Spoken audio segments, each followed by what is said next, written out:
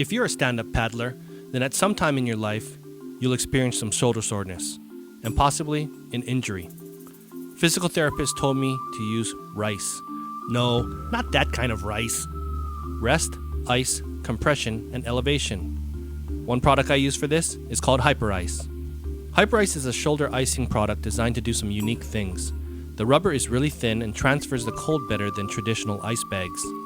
The downfall is it sticks to itself when empty, but that's pretty minor.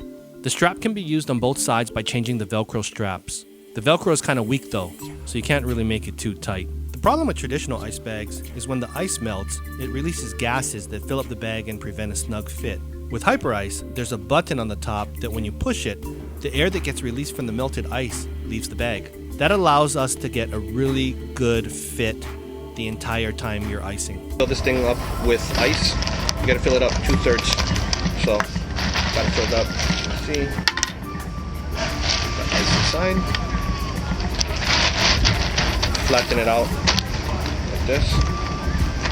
This on top. Okay. Some shake. Push this button on the top. Let any of the air out. It's fairly simple to put on. Just put the bag into the strap, put it on your shoulder, and then wrap one strap around your arm and then the other around your back. Let the air out by pushing the button, and we get a nice connection between ice and our shoulder.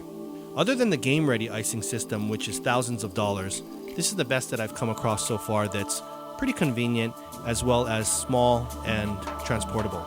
If you sup and have shoulder issues, you'll thank me after you start icing, whether it's Hyperice or just ice in a bag. Thanks so much for watching StandUpPaddleSurf.net. Thanks if you've been watching for a long time. We've been doing this since 2007. Please give us a thumbs up. Please give us a like. Share this with your friends and subscribe to our channel. We will see you next time. Aloha.